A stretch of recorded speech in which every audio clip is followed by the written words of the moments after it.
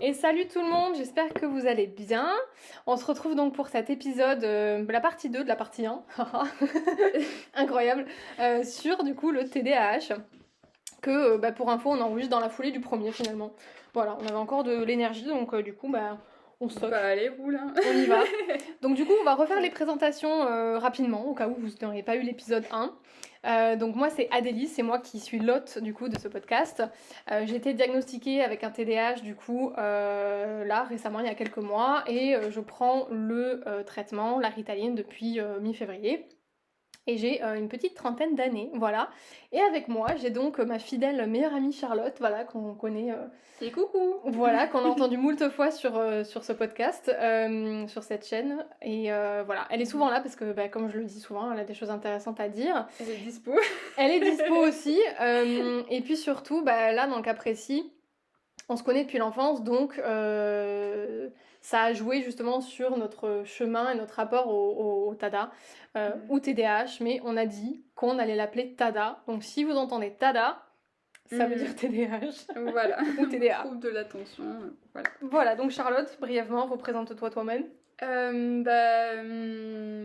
Là, je suis toujours moi-même, j'imagine. Trentaine d'années aussi, et du coup, moi, je suis diagnostiquée avec un trouble de l'attention combiné depuis septembre 2023. Donc ça fait 1 an et demi, on va dire. Et je fais des recherches par contre sur la neurodivergence et le trouble de l'attention depuis 2015, de façon sporadique et non universitaire, hein, mais voilà, ça fait un petit moment en tout cas que je m'y intéresse et j'ai pu voir un petit peu aussi l'évolution, mettons, sur les réseaux sociaux et tout, de comment est-ce que ça s'est un petit peu popularisé, démocratisé.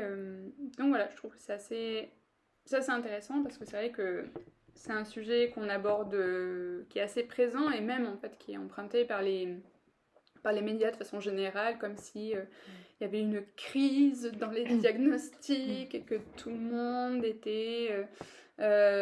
tout le monde avait maintenant un trouble de l'attention, tout le monde avait de l'autisme, tout le monde avait ceci, tout le monde avait cela et tout. Et bon, voilà, il y a un petit peu comme ça des...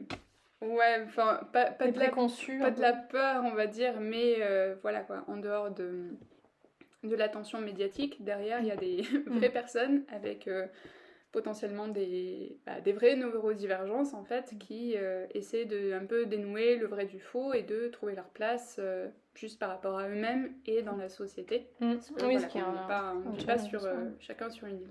Oui, c'est ça. Donc voilà, donc du coup, on a remis un petit peu l'église au milieu du village dans le premier épisode. Et là, on s'est dit qu'on allait dédier cet épisode à comment donc notre diagnostic... On est parti du village. Comment on est parti du village.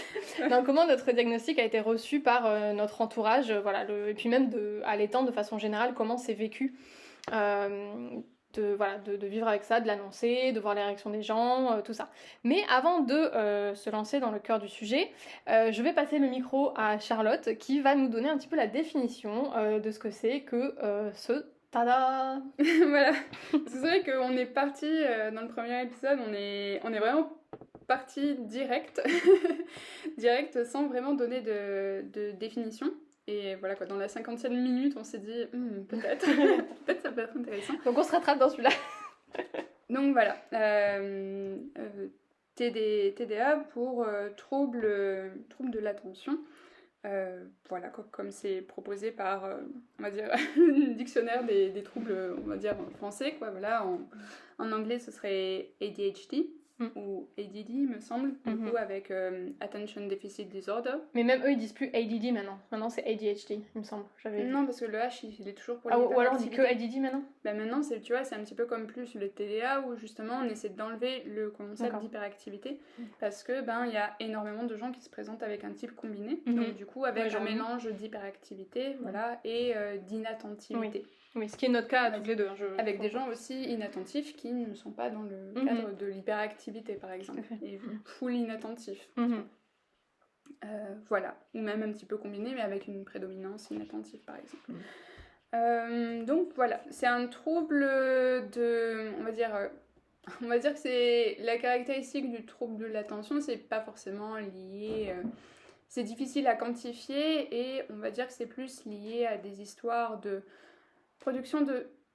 La bonnette est tombée. La bonnette a dit non. Donc du coup, c'est plus lié à un problème plus presque neurologique en fait, très, très physique de production de dopamine et de neurotransmetteurs associés à cette dopamine. Et c'est ça qui fait que, comme elle est, soit c'est une qualité de la dopamine produite elle-même, soit c'est une qualité ou des neurotransmetteurs.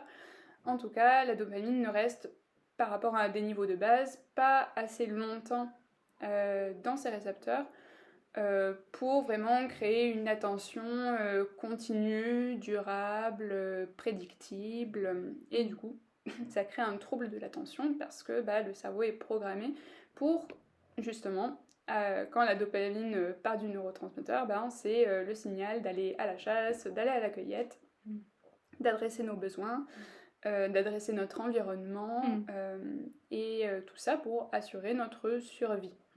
Voilà. Ouais, donc c'est une réalité chimique dans notre cerveau et pas juste une façon d'attirer l'attention, quoi. Ouais, voilà, on va dire, il y a plein d'autres marqueurs, notamment, voilà quoi, on va dire dans les fonctions cognitives, fonctions cérébrales, il y a plein d'autres petites choses qui peuvent être des variables aussi et être liées au neurotype du trouble de l'attention. Mais voilà, c'est pour un petit peu définir de pourquoi ça s'appelle trouble d'attention, parce que c'est lié à cette disruptivité de la gestion et production de dopamine, quoi. Voilà. Par rapport aussi à un référentiel d'une norme totalement arbitraire, voilà. On va dire, voilà.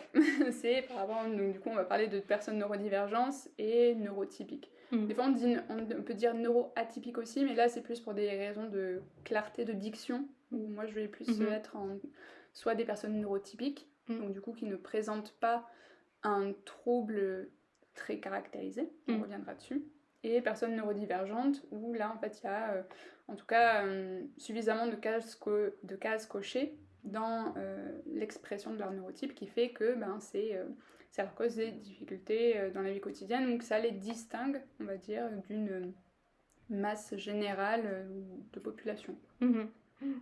Voilà, je pense que c'est pas mal.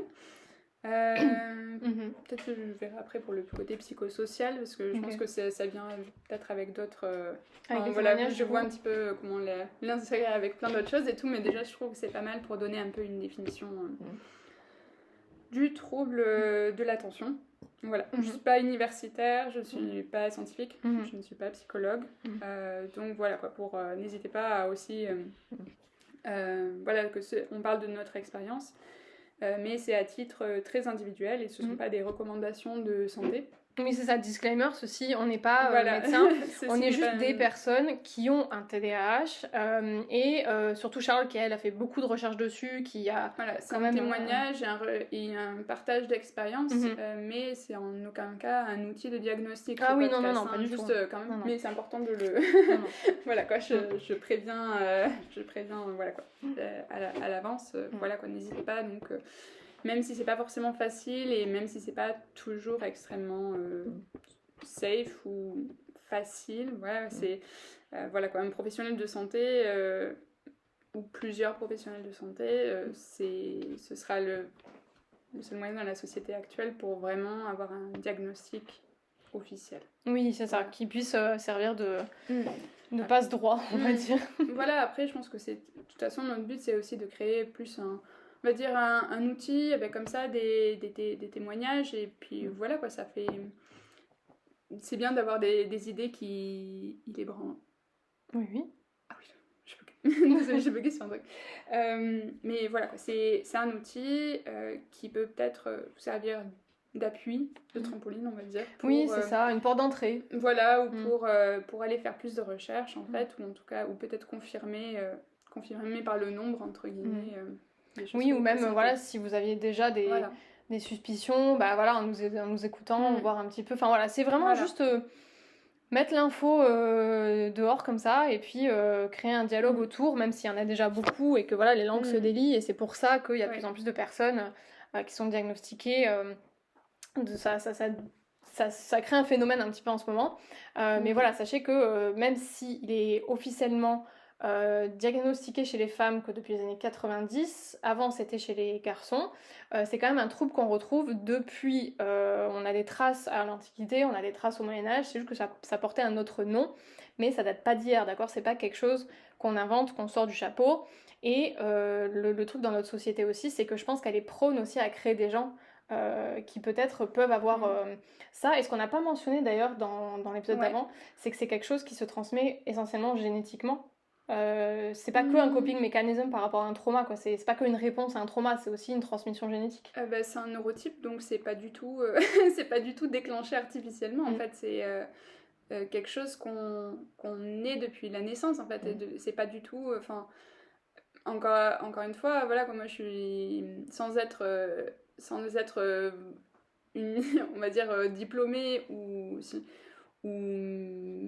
un acteur du monde médical, en fait, juste c'est complètement, ça a l'air assez faux, en fait, tout le côté de déclenchement par le trauma et tout.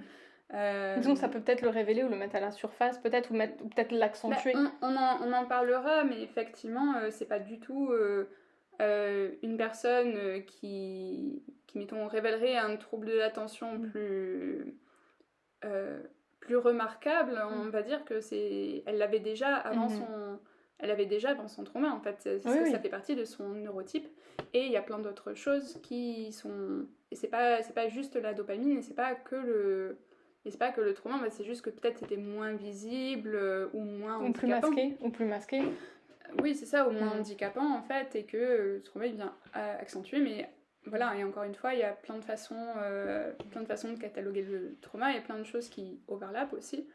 Donc voilà, moi je suis extrêmement méfiante par rapport aux révélations de TDAH et tout, et voilà quoi, tout c'est pas par effet de mode, c'est pas par effet... c'est pas non plus un burn-out qui créerait du TDAH non plus, donc c'est pas... a priori, c'est pas ça. Voilà. C'est bien posé quand même et tout, et même s'il y a une transmission génétique, voilà quoi, ça peut aussi apparaître, et on va dire un petit peu aussi, voilà quoi, c'est... peut-être là, en fait, il y a ce côté psychosocial, en fait, du handicap, qui est important par rapport à justement cette expression génétique, et de se dire est-ce que j'en ai dans ma famille ou pas, et en fait c'est pas forcément des choses qu'on ne saura vraiment déterminer et tout, parce qu'une personne très créative pourrait l'avoir, mais elle pourrait ne pas l'avoir aussi. Donc en soi on ne saura jamais, et en même temps est-ce que c'est vraiment important en dehors de la recherche génétique en fait. C'est un trouble psychosocial, donc en fait c'est surtout qu'on coche des cases qui font que par rapport aux comportements qui sont attendus par la société, on a des actions ou une façon de se présenter en société qui fait que on est différent, on est de ce qui est considéré comme un comportement homogène en fait, ou classique ou neurotypique. Et c'est pour ça qu'il y a cette partie sociale de psychosocial. En fait, psycho, ça va être un petit peu tous les troubles psychologiques liés et l'expression psychologique liée. Et le social, c'est tout ce que ça crée, au sens où, par exemple, l'impulsivité, ou voilà quoi, où c'est quantifié, par exemple, de façon sociale et pas forcément de façon psychologique. Voilà. C'est par rapport à un contexte donné. Donc c'est pour ça que c'est un petit peu difficile d'en parler par rapport à ça, de le définir dans une famille ou des choses comme ça, ou de définir les gens, parce que forcément c'est quelque chose de tout temps, au sens où on n'a pas eu un neurotype comme ça qui apparaît comme par magie en 2020 quoi, ou dans les... ou en 1900 ou je sais pas quoi, en fait, voilà, c'est de toute évidence pas apparu par magie comme ça. Oui. Ouais. Je pense que ça fait partie des préconçus, justement, qu'on trouve beaucoup. Moi, je sais que justement, quand je l'ai annoncé, il y a certaines personnes qui ont été très compréhensives, et d'autres que j'ai senties plus sceptiques. est un peu plus jugeante, on va dire, plus pas forcément c'était pas forcément verbalisé, mais dans les questions qu'elle posait, comment c'était réagi, je sens, même encore maintenant, malgré le diagnostic officiel, malgré le fait que maintenant je m'ouvre plus sur les galères que je rencontre à cause de ça, je sens en face que chez certaines personnes, je suis pas forcément prise au sérieux, que des fois c'est vu comme des caprices, ou alors que les gens se disent non mais c'est juste une fatigue émotionnelle, ou c'est juste voilà un burn-out, enfin qui du coup elles vont vraiment le dismiss en fait sur autre chose. Et je crois que le pire c'est quand j'essaie de faire respecter mes besoins et que c'est perçu comme un caprice, même encore à une trentaine d'années. Et je sais que c'est encore le cas parce que c'est un réflexe, je pense, aussi social, où voilà, si tu exprimes un besoin et que tu oses essayer de le respecter et que ça va un peu à l'encontre d'une masse ou d'une majorité, c'est considéré comme un caprice, une fantaisie, voilà, et ça a été un peu mon cas avec certaines personnes. Il y a d'autres personnes qui ont vraiment très bien réagi, qui ont été très accueillantes, voilà, en mode bah oui, oui, ça fait sens et tout. Et d'autres qui ont été, même que ce soit dans la famille ou peut-être certains amis et tout, mais plutôt dans la famille pour le coup, qui étaient ouais, beaucoup plus dubitatifs et sceptiques et qui... J'ai l'impression que c'était vraiment plus reçu en mode... elle sait pas quoi inventer pour se mettre des bâtons dans les roues presque, tu vois. Enfin, j'ai l'impression qu'il y avait un peu ce... Oui, comme si c'était plus une victimisation en fait que tu leur proposais. C'est ça. Et que voilà quoi, tu détournais toi-même l'attention à chaque fois de tes vrais problèmes en inventant des choses pour justifier ton manque de tac tac tac ou le peu de succès de tac tac tac. En fait. Oui, c'est exactement ça, parce que c'est vrai que là j'ai eu quelques années donc, de galères assez répétitives et très fatigantes. Et voilà, je pense que du coup ça a été un peu en mode bon bah déjà qu'elle avait ça, faut en plus qu'elle se rajoute ça, qu'est-ce qu'elle cherche et tout. Puis surtout on m'a dit mais non mais je t'ai toujours vu normal, hyper focus sur ce que tu faisais, très concentré et tout. Et là je disais bah oui mais c'était une phase hyper focus en fait. Puis surtout je suis pas réduite on n'est pas réduit à ces phases là aussi. Oui, et même ça pouvait être une concentration mais qui a demandé énormément d'efforts tout simplement aussi et que du coup on s'est dit bah ouais, vous m'avez dit que j'allais pas avoir de vie si j'étais pas diplômée de ça, donc du coup, ben, j'ai eu peur et talonnée par la terreur de finir sous un pont, en fait, ben, du coup, j'ai étudié. Enfin voilà quoi, des fois c'est des choses comme ça en fait. Et... Ouais. Mais oui, c'est vrai qu'il y a vraiment beaucoup de jugement et de mécompréhension, c'est pas ça qu'on dit ? Incompréhension, merci. Parce que typiquement, quand je revois, quand j'étais donc au collège, au lycée, tout ça, j'ai beaucoup séché les cours, mais je les séchais pas pour aller faire des conneries avec des amis. Enfin, pas tout le temps, des fois oui, mais parce que ça fait partie du package adolescent, tu vois, mais les 3 quarts du temps, je sais très bien que quand je séchais les cours, quand je faisais genre que j'étais malade, tout ça, c'est que j'étais enfin maintenant je le lis comme ça et j'en ai parlé avec la psy et c'est exactement ça, c'est que c'était une surcharge, une surstimulation. Et déjà à l'époque d'aller 5 jours sur 7 toute la journée au lycée, au collège avec des gens et tout, c'était déjà trop pour moi à l'époque, mais je me rendais pas compte d'où ça venait, voilà ce qui se passait. Et ça me l'a refait, ça m'a suivi ensuite dans le professionnel et du coup bah forcément c'est perçu comme un manque de persévérance, comme un manque de stabilité, un manque de constance. De la rébellion. De la rébellion, ouais, c'est ça, de la rébellion. Et du coup, souvent on est perçu comme des gens, en tout cas moi je sais que certaines personnes me perçoivent comme faisant tout la fleur au fusil, comme si j'espérais que ça passe, en étant complètement inconsciente et irresponsable. Alors que c'est un tout autre enjeu en fait, c'est une toute autre dynamique. Mais c'est vrai que c'est souvent réduit à ce que ça n'est pas en fait.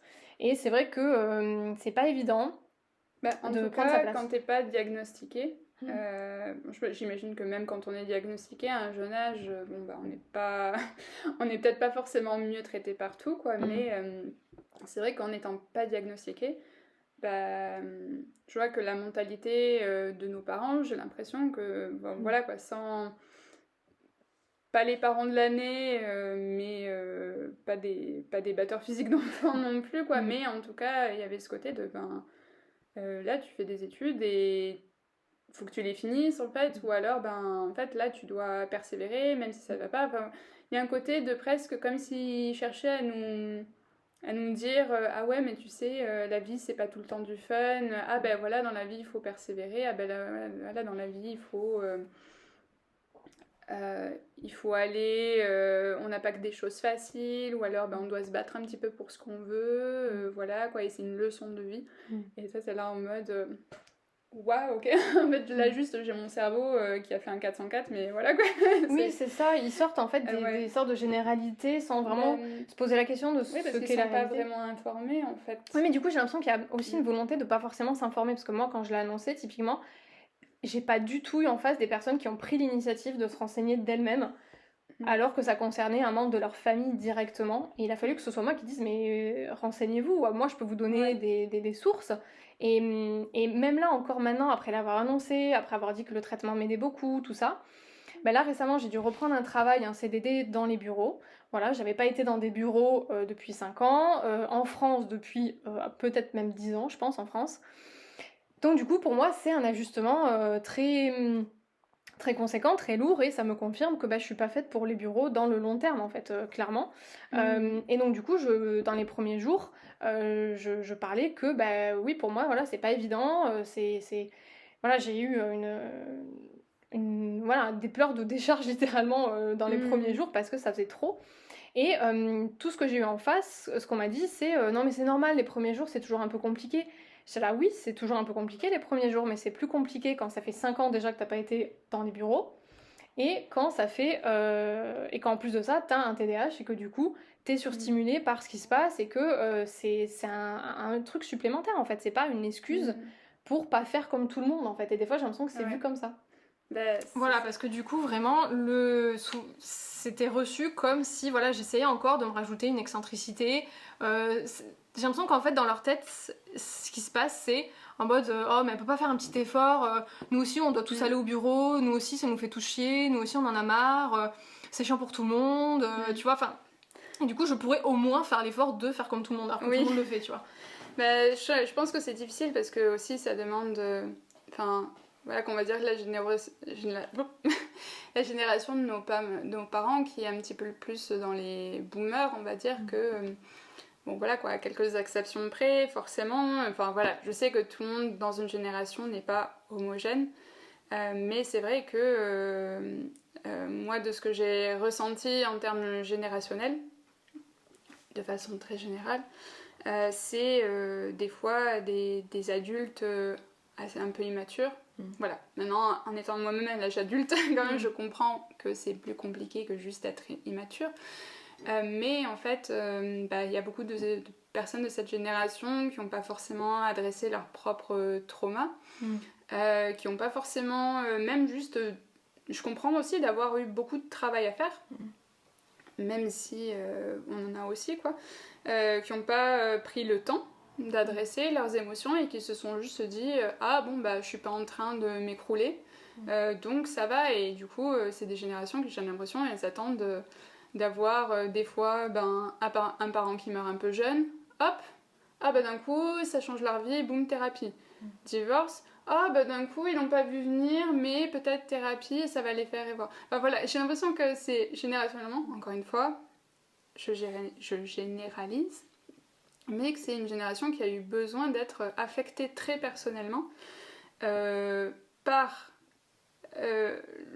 comme un retour de bâton de leur propre immaturité.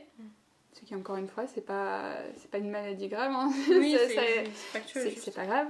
Mais du coup, en fait, j'ai l'impression que générationnellement, ils ont besoin d'avoir attendu ce retour de bâton de leur propre immaturité pour enfin commencer à adresser la profondeur des émotions, et aussi de comprendre que les êtres humains s'affectent émotionnellement les uns les autres, et que vivre avec des gens, faire des enfants, vivre en famille, vivre avec des gens, en fait, c'est du travail émotionnel, c'est du travail relationnel, et ça demande de se remettre en question, ça demande de se regarder à l'intérieur et pas juste en mode ouais tout va bien très bien je suis parfait voilà, ou alors ben ça marche donc du coup ben tant que ça tient quoi. Ouais. Voilà, mais voilà quoi, de la même façon qu'on a tous eu voilà, un membre de notre famille qui conserve les vieilles tables en plastique de jardin avec une chaise en moins, que tout le monde se prend, tout le monde s'écorche 4 fois le mollet dessus et tout, et que personne fait rien quoi, et t'es là en mode bon, j'espère que j'aurai pas le tétanos cette année encore quoi.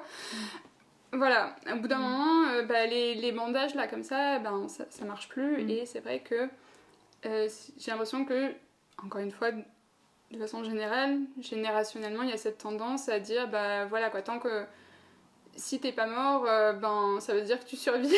Oui, et que du coup, fais pas chier quoi.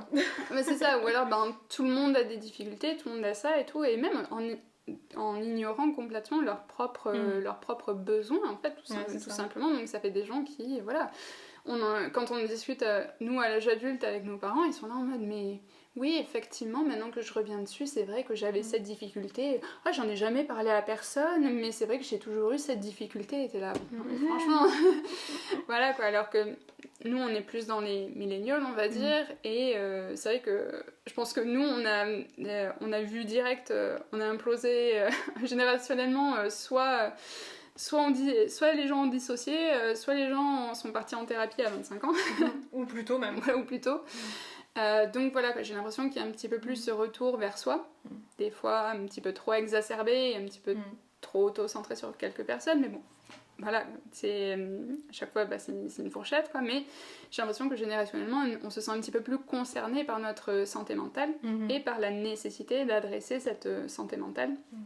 Et nos besoins, vu qu'ils n'ont pas été adressés par nos parents, et que on a envie d'un petit peu plus que juste un oignon pour le petit déjeuner avant d'aller travailler dans les champs. Voilà. C'est ça. Enfin, des fois on te dit des trucs en mode ouais, moi à Noël j'avais une orange, et ton arrière-grand-mère un sac de charbon. Je dis non mais c'est bon là, Cosette, non mais je comprends, tu vois, mais eux-mêmes ils se créent leur propre mythos en fait, tu vois.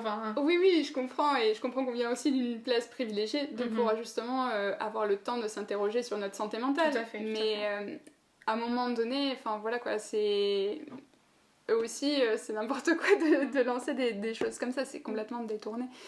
Donc voilà, nous on l'adresse, et des fois c'est pas forcément bien reçu parce que ouais, j'ai l'impression que les parents ont plus de mal à se remettre en question aussi sur des choses, et que ça veut...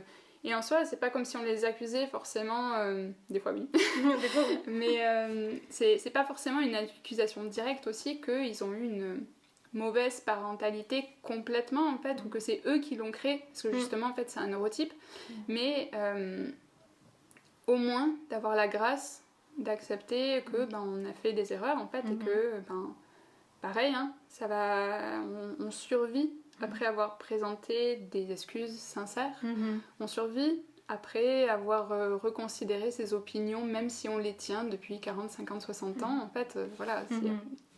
Donc je pense que c'est ça que notre génération de diagnostiquer sur le tard, c'est ça dont elle a besoin, en fait. C'est pas que, forcément, ce qui est passé. Et nous, on essaie de mettre nos connaissances de maintenant à profit pour les prochaines générations, et voilà quoi. Et forcément, on fera des erreurs aussi. Mais voilà, l'ouverture d'esprit... Oui, c'est parce qu'en fait, le truc, c'est que l'ouverture d'esprit, je pense qu'elle requiert un peu le courage de se remettre en question et d'accepter que sa vision des choses sera modifiée. Et c'est vrai que moi, en face, avec certaines personnes, je rencontre un peu de réticence, parce que du coup, quand je discutais de tout ça, on m'a dit... La réticence, c'est beaucoup égo aussi, et de difficulté, de se sentir littéralement en danger. Oui. En fait, juste quand une personne propose une réalité alternative, et du coup, en fait, c'est ça qui fait que la personne, elle veut pas changer ses positions, et qu'elle s'identifie à ses opinions, en fait, mordicus, alors que ça n'a aucun sens.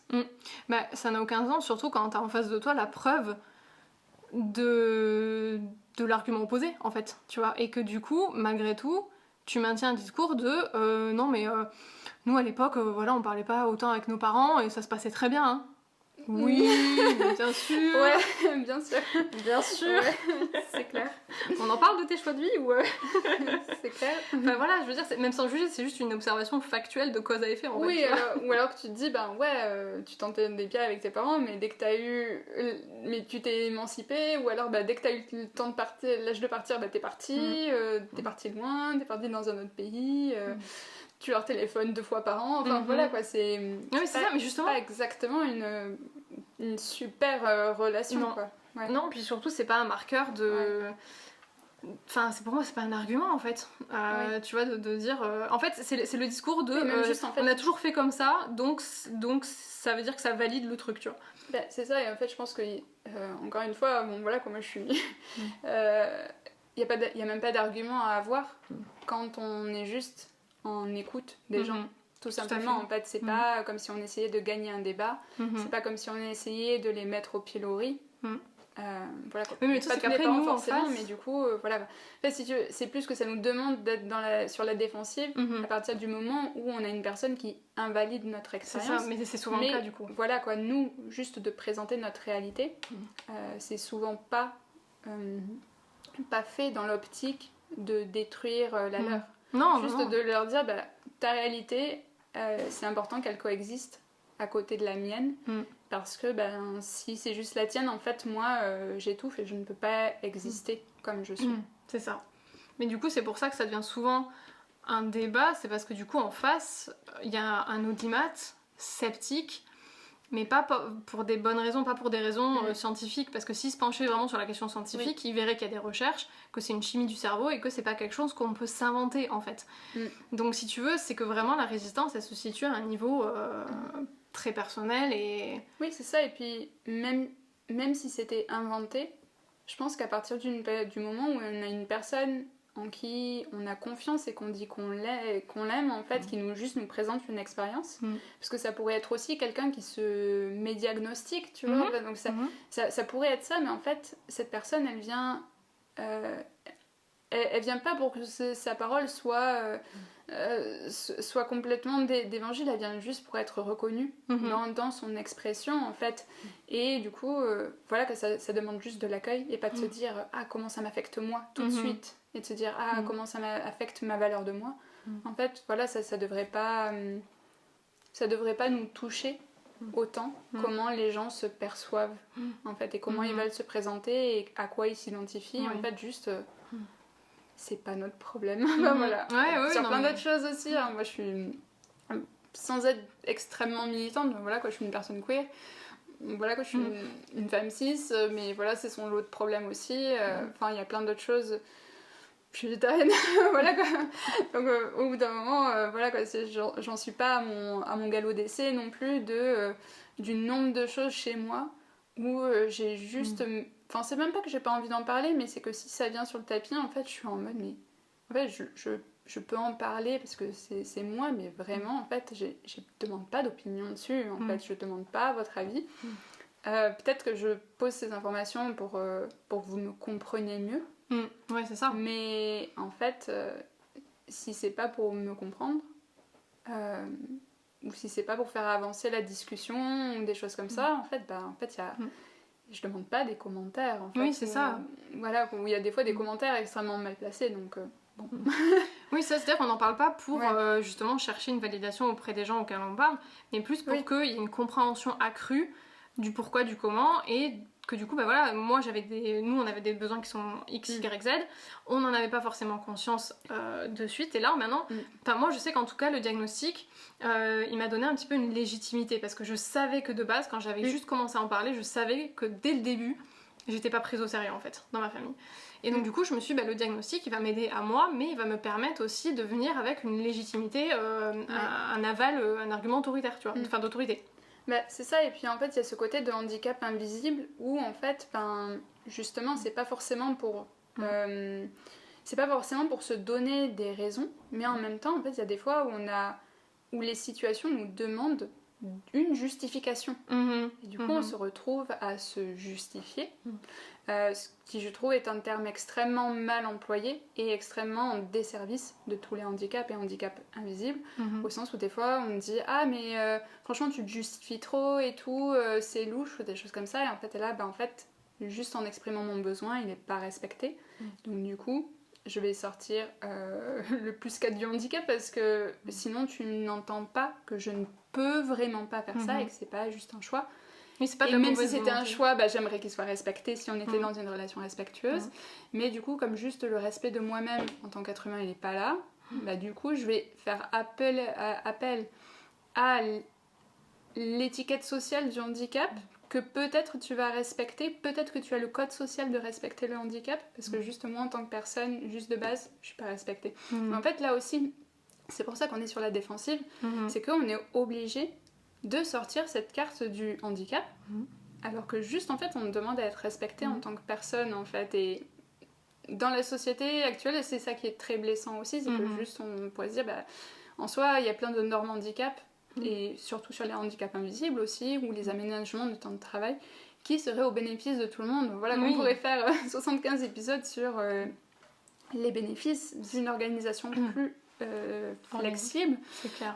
Mais voilà, quoi, enfin, voilà, c'est très anticapitaliste aussi, quoi, donc, de toute façon.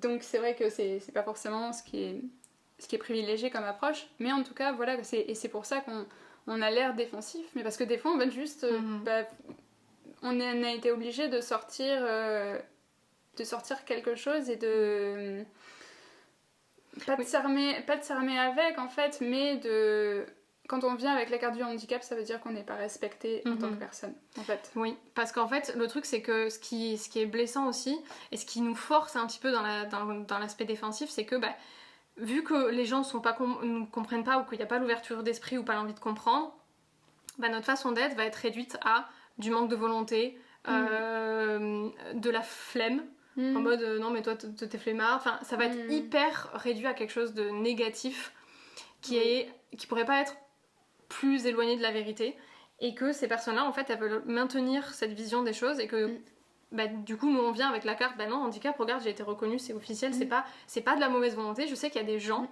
qui sont capables de se dire non mais de toute façon elle a dû faire semblant au test, elle a dû manipuler le praticien de santé, enfin je sais qu'il y a des gens qui pensent ça, tu vois. Ou alors maintenant il le distribue comme ça voilà. et tout en mode pochette surprise, alors que non, pas du tout. Et c'est vrai que c'est pas évident de naviguer ça, notamment au sein de sa famille. Enfin, je sais pas toi comment comment ça a été reçu toi quand tu l'as annoncé en fait. Moi je parle plus à ma mère, mais du coup quand je lui ai annoncé, elle m'a dit j'ai eu 2 retours de sa part. Premier retour, oh là là, et c'est vrai, j'y avais pensé quand t'étais petite, mais du coup je pensais qu'on allait te retirer ma garde, et du coup j'ai pas pressé de procédure parce que je voulais pas qu'on t'enlève ma garde. No comment. T'es là, waouh, ça c'est vraiment splendide, tu vois, en plus, voilà quand même. Je pense qu'elle faisait époque aussi, référence à l'époque divorce et tout, voilà quoi, donc forcément avec un enfant déstabilisé, tiens donc. Et, oui. Et du coup, deuxième retour, et là c'était un petit peu plus tard, quand j'étais avec du traitement et que je lui ai fait part un petit peu plus de ma volonté de prendre la distance par rapport à elle. Elle a fait la remarque comme quoi en fait c'était un médicament qui enlevait mes émotions, et que du coup ça me montait contre elle. Oui. Voilà. Donc, cette personne a ses propres problèmes. Voilà. Alors, je pense que juste avec ça je pense que ça suffit. Oui. Ça suffit j'ai même pas à commenter, franchement. Faites-vous votre propre avis, mais bon voilà quoi, pour moi c'est assez parlant sur la façon dont elle a abordé. Par rapport à mon père, avec qui j'ai une relation plus harmonieuse, il était surpris, mais voilà quoi, moi je suis... du coup je lui ai annoncé après mon diagnostic, et du coup voilà quoi, ça faisait longtemps que j'avais fait mes recherches et tout, donc j'avais bien préparé mon truc, donc voilà, j'ai pas eu de soucis pour lui expliquer comment ça fonctionnait, comment ça m'affectait, et comment je pensais que ça pouvait m'aider, en fait, des choses comme ça, il n'y a pas eu de souci. Ma petite sœur en a un aussi, diagnostiqué un petit peu plus tard que moi. Là, d'ailleurs, enfin, je pense que c'était courant 2024. Mais voilà, quoi, ça faisait un petit moment et tout. Donc voilà, et puis il y a un petit peu plus d'ouverture d'esprit. Et je pense qu'il voyait aussi que... Enfin, je pense qu'il était juste content pour moi. Que je sois sur une voie où je cherche et je trouve aussi des solutions pour aller mieux et pour avancer vers une vie que j'aime. En fait, je pense qu'il est en mode, bon, moi j'ai juste envie que tu sois heureuse et voilà quoi, si effectivement c'était important pour toi de savoir ça, oui, ok, et voilà quoi. Et après, je pense que dans notre relation, il a suffisamment d'ouverture d'esprit pour pas m'avoir reproché tant de choses que ça liées au TDAH. Après, je pense que je masque beaucoup pour plein de raisons. Ouais, moi aussi, ouais. Donc c'est vrai que ça s'est peut-être pas forcément vu beaucoup dans notre relation. Et puis voilà quoi. Pour le coup, moi j'ai pas passé énormément de temps avec lui dans l'enfance. Parce que je le voyais plus un week-end sur 2 dans le cadre du divorce que quand j'avais 6 ans, quelque chose comme ça. Donc c'est vrai qu'il m'a pas vraiment vu non plus dans le quotidien. Ni dans le quotidien vraiment, ni en période scolaire. Et à chaque fois que c'était des moments de quotidien, j'étais dans les études ou en train de travailler, donc j'étais pas non plus tant de temps avec lui. Donc si tu veux, il avait pas vraiment de base sur lequel estimer à quel point mon comportement était excentrique ou pas en fait. Oui, là parce que du coup le référentiel était ça différent. d'un petit peu loin, et c'est pour ça que du coup il a conscience de cette distance imposée, en fait, fortuite. Et du coup, c'est pour ça aussi qu'il m'approche avec de l'ouverture d'esprit, parce que il a conscience de cette distance et une conscience aiguë de, justement, qu'il ne sait pas tout. Ouais, ça c'est bien, ouais. Voilà. Des fois, à des moments, ça a été un peu trop distant. Mais en soi, voilà, au moins il a conscience de ça, et ça veut dire qu'il remet en question pour le coup, parce que il se dit je sais pas tout, donc du coup si tu me dis quelque chose, je te crois en fait. Ouais, voilà. Ouais, mais du coup c'est bien parce que là ça permet d'avoir un respect mutuel, et ça fait plus une relation du coup d'adulte à adulte. En mode je vais pas remettre automatiquement ta parole en compte parce que je te considère comme un enfant, tu vois. Parce qu'il y avait un peu ce schéma là dans les parents de notre génération. C'est ça, et puis après, je veux dire, au fil des années, on l'a dressé un petit peu avec mes sœurs, au sens où c'est vrai qu'on l'a...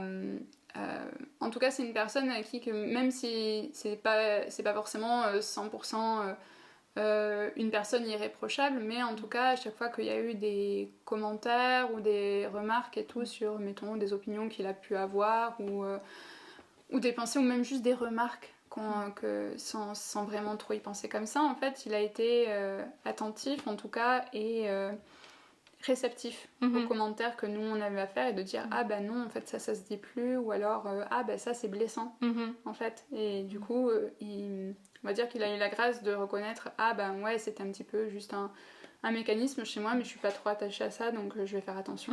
Et derrière aussi avec une application et qui y pense en fait à pas répéter ce comportement, donc ça c'est très appréciable pour lui.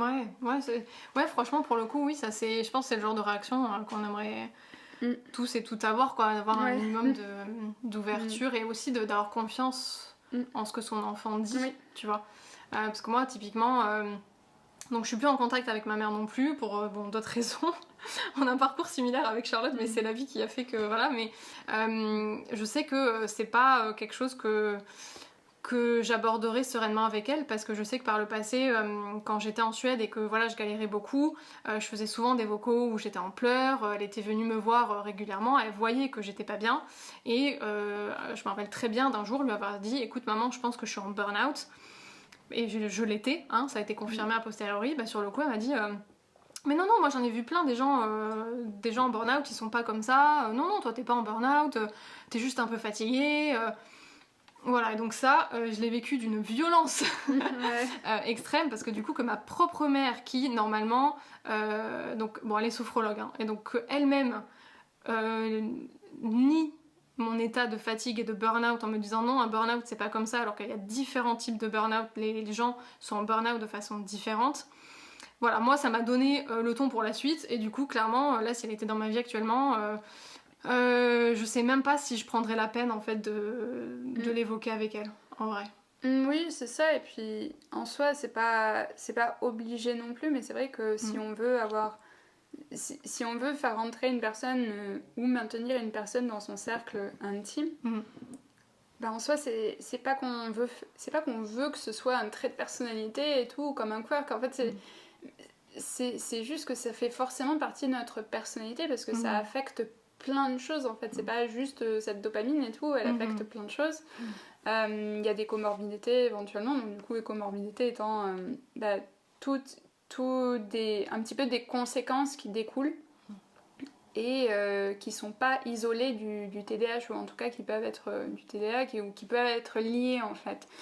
Donc voilà, il y a des recherches, là encore j'essaierai de trouver des choses, mais il y a des recherches qui lient les troubles de l'attention, mettons, ou troubles de dyslexie, de dyscalculie, des choses comme ça, voilà quoi, pour aller sur les plus simples et plus facilement identifiables, mais ça va aussi jusqu'à, mettons, la dyspraxie, qui est du coup un trouble dans la coordination des mouvements, par exemple. Et du coup, on pourrait se dire, bah voilà quoi, moi par exemple, je pense que je tombe dans la catégorie de la dyspraxie. Sauf que du coup on m'a toujours dit juste t'es pas très adroite, tu te prends toujours à se prendre les pieds dans quelque chose, toujours à se faire des bleus, toujours à se cogner, toujours à se faire mal, et c'est en mode bah t'as des lunettes, tu vois peut-être pas très bien, faut peut-être changer tes lunettes hein. Donc voilà, des fois c'est comme des faire fois, une bonne non. sieste. C'est ça quoi, ou alors voilà, où t'es pas trop coordonné et tout, et voilà quoi, ça fait que du coup des activités comme mettons à la fois la danse j'adore, mais la danse en cours où je dois coordonner mes mouvements, enfin c'est l'enfer. Voilà quoi, c'est ça, c'est la réalité expérimentée. Mais voilà, encore une fois on pourrait être considéré comme une personne flemmarde ou qui a pas envie de faire et tout, qui a pas envie de faire d'efforts, alors qu'en fait je suis juste en mode ouais, l'expérience elle est vraiment jamais agréable en fait. Et je comprends pas parce que si je danse toute seule c'est agréable, mais si je danse comme ça de façon rigide, ça me va pas du tout quoi, en dehors d'autres choses qui font que je pourrais ne pas aimer que ce soit rigide quoi. Et ouais, donc voilà, c'était pour parler un petit peu de oui, un peu de ça, pour que vous compreniez que c'est pas juste, que ça s'arrête pas au diagnostic déjà, qu'il y a tout un chemin qui commence à partir de là, mais aussi qu'il y a différents cas de figure, que voilà, il y aura différents types de réception, de dialogue et tout ça, et que ce sera peut-être pas évident dépendamment du contexte. C'est ça, et puis c'est hyper important je pense de se faire confiance en fait, et de se dire là en fait, même si j'ai pas de diagnostic, le diagnostic il est plus, on va dire, pour avoir une reconnaissance sociale et éventuellement médicale en fait, qui peut être très appréciable, et notamment aussi par exemple dans la délivrance de traitements, si c'est ça qu'on recherche aussi, et qu'on se dit là en fait il me faut vraiment quelque chose pour améliorer ma qualité de vie, et je sens que même quand je suis livrée moi c'est ça aussi, parce que mettons j'ai été beaucoup intermittente du spectacle et j'avais des grandes plages de temps de plusieurs semaines voire plusieurs mois en fait où j'avais pas forcément d'activité professionnelle, et en fait c'est avec ça en fait où je me dis mais en fait même quand j'ai du temps, même quand je suis livrée à moi-même et dans la liberté la plus totale, avec assez d'argent pour assumer mes nécessités en fait, pas forcément énormément d'extra, mais que en tout cas je suis pas précipitée de trouver du travail, même là en fait j'arrive pas à faire ce que j'ai envie parce que je me prends les pieds dans mon propre tapis de mon cerveau en fait, et ça m'a causé énormément de douleur parce que justement je m'étais dit j'ai trouvé un type de travail qui pouvait me correspondre, où j'ai du temps pour me reposer, je me repose et c'est l'enfer en fait. Et c'est pas parce que je suis une démenée du travail et que j'avais vraiment envie de retravailler derrière, non, j'avais vraiment envie de passer du temps avec moi, avec mes projets, et à chaque fois ça marche pas en fait, ça marche pas pour les choses que j'aime, et c'est ça je pense qui m'a causé le plus de douleur psychique et qui m'a vraiment poussée à chercher ce diagnostic, et c'est pas juste pour avoir un soulagement dans le milieu professionnel, mais aussi juste dans ma vie intérieure, dans ma vie personnelle. Et ça me fait kiffer, je prends de la Ritaline de dimanche. Enfin voilà, alors que mettons sur un rythme classique où je travaillerais pas le dimanche, en fait ça me fait kiffer de la prendre parce que ça veut dire que je peux avancer sur mes projets en fait, et c'est pas juste un appui professionnel, c'est aussi une aide pour moi en fait, et voilà, je pense que c'est important à considérer, et c'est important à faire des recherches, et au pire en fait vous faites le test et vous l'avez pas. Et voilà, en fait, ça fait Mais ça après... fait de mal à personne en fait, mais ça vous fera toujours plus de mal à vous si justement vous ne prenez pas en considération. Oui, voilà, c'est-à-dire que c'est... En fait, on vous partage tout ça, pas pour se faire victimiser ou quoi que ce soit, c'est plus pour que vous ayez un écho de différents témoignages et pour partager, parce qu'en fait, je pense que le message aussi dans tout ça, ou le conseil que je dirais plutôt, c'est que ce chemin-là, je pense qu'il force à se reparentaliser un peu, voire même beaucoup, parce que, en tout cas, pour parler pour moi encore une fois, ça met dans des positions où du coup maintenant il va falloir qu'on défende nos besoins, qu'on tienne notre stand your ground. Et c'est vrai que c'est pas évident, c'est vraiment un coup à prendre. Mais pour moi ça revient un peu à ça, parce que du coup il y a des masques qui vont tomber, il y a des choses qu'on faisait, qu'on va arrêter de faire, du coup les gens vont pas comprendre parce qu'on dit ouais mais tu étais toujours ok avec ça avant, et après voilà ça entraîne tout un tas d'échanges. Mais je pense en fait le truc qui est important, je pense, et que Charlotte a évoqué, ça va être voilà un peu de défendre son morceau et de se faire confiance. Et pour moi ça passe justement par ce côté un peu de reparentalisation, ou alors plutôt de se dire si j'avais un enfant ou si j'avais une personne auquel je tenais, dont je voudrais prendre soin, comment je la défendrais ou comment je ferais respecter ses besoins. Et moi je sais que beaucoup de fois, pour arriver à justifier à moi-même le fait d'avoir pris la parole, le fait d'avoir dit ben non, moi mes limites elles sont là pour telle et telle raison, voire même sans dire pour telle et telle raison, j'avais besoin de me dire est-ce que je laisserais faire ça à mon enfant, tu vois. Alors j'ai pas d'enfant, hein, mais voilà, moi c'est un peu ce que je me dis est-ce que je laisserais faire ça à mon enfant, comment je réagirais si c'était mon enfant qui était traité comme ça, quoi. Bah oui, c'est ça, je pense que ça... Il y a Billy qui me chatouille. Mais oui, de toute façon, déjà considérer... comment dire, c'est quand même un changement de statut aussi, vu que c'est perçu comme un handicap. Donc déjà de base ça va demander de déconstruire beaucoup on va dire de validisme intériorisé, déconstruire beaucoup de préjugés qu'on a par rapport au handicap, par rapport à la santé mentale aussi. Et du coup voilà, je pense que ça découle derrière on va dire d'une nécessité de... Je suis déconcentrée par Billy. Il y a Billy, il y a mon petit chaton qui s'est réveillé. Oui. Elle me sniffe le cou là.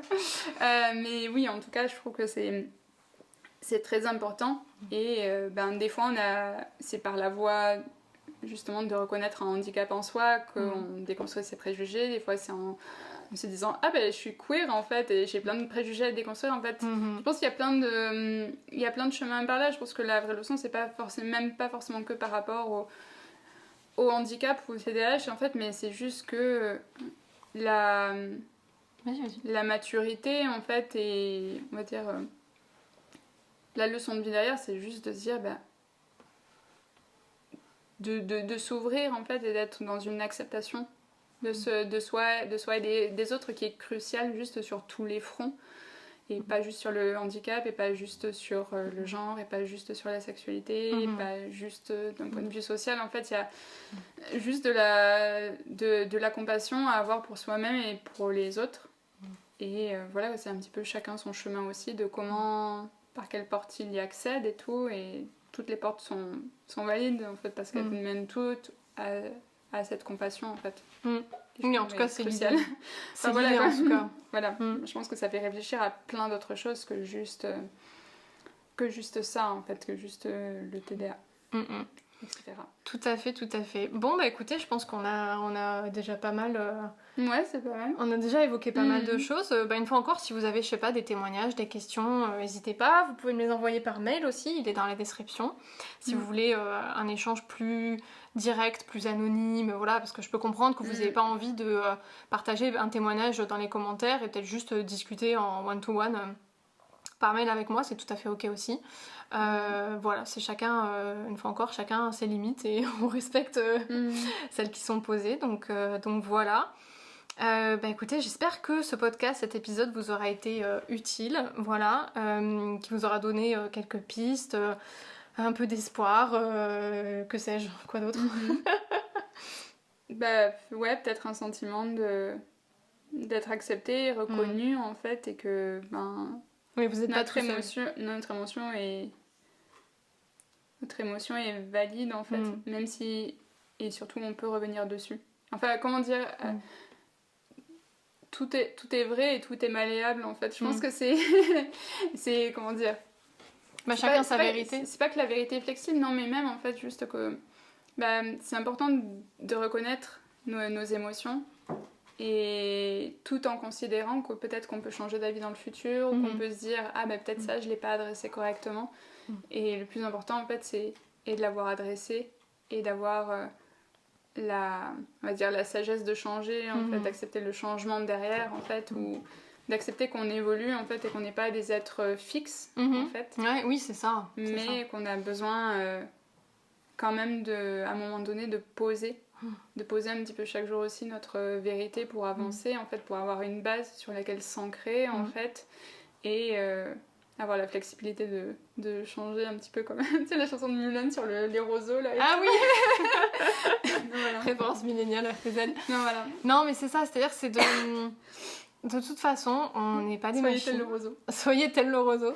Voilà, on n'est pas des machines, et on a le droit, enfin on évolue, et puis surtout, personne va vivre notre vie à notre place. Donc si ton corps a ses besoins et ses limites, c'est à toi, enfin c'est à nous de le respecter, parce que les gens vont pas forcément le faire à notre place, et qu'ils vivent pas dans notre corps à notre place en fait. On vit pas dans le corps des gens à leur place.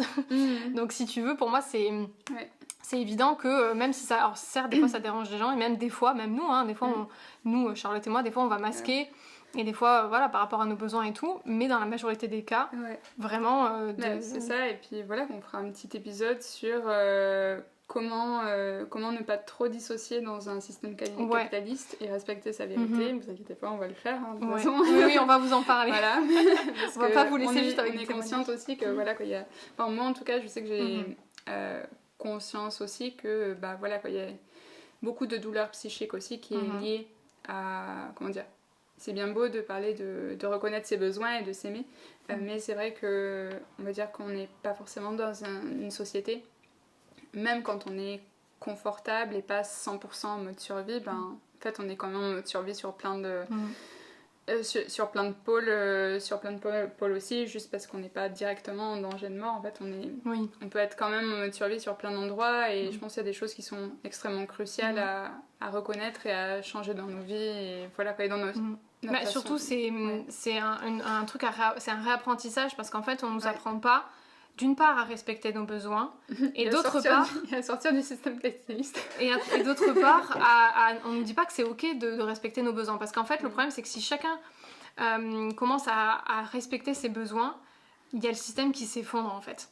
Et ça forcément c'est... parce que c'est basé sur de l'individualisme aussi, et qu'en fait il y a tout à fait des moyens de respecter les besoins de tout le monde. Oui, et que du coup quand toi tu poses tes limites pour faire respecter tes besoins, t'es égoïste, en mode regarde elle ose mettre ses limites là, alors que moi je suis en train de me faire violence tous les jours pour ci, ça et ça.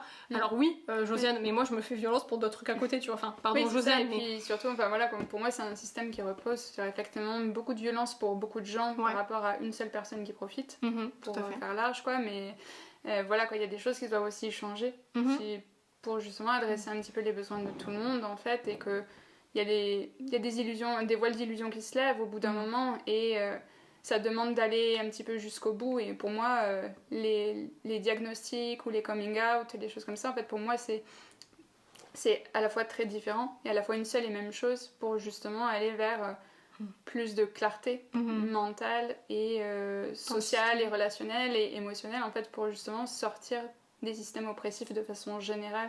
Parce qu'une fois qu'on arrête d'être validiste, en fait, pour moi c'est totalement naturel. Après je sais que j'ai mon propre système de pensée et tout, et que peut-être pour des personnes c'est pas aussi lié, mais pour moi c'est exactement la même chose en fait, de réfléchir à mon validisme intériorisé. C'est la même chose que de réfléchir à de l'homophobie internalisée, du sexisme internalisé, enfin de voir comment ça s'applique dans la société. Pour moi il n'y a pas, c'est ça l'intersectionnalité en fait, et une fois qu'on a tiré un point quelque part en fait, il y a toute la corde qui vient en fait, c'est ça, tout simplement. Donc c'est tout lié, et mais du coup ça demande effectivement de tirer la corde jusqu'au bout si on veut s'en sortir complètement, et pas juste mettre des pansements tout le temps quoi.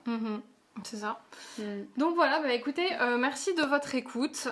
Voilà, on vous attend dans les commentaires et puis bah, on se retrouvera pour Prochain épisode depuis la commune. un prochain épisode depuis la commune. Allez, Voilà, bye. prenez soin de vous et on se retrouve pour un autre épisode très bientôt peut-être. Aiguiser les faux aussi. Non, je rigole. Allez, Bye. ciao ciao.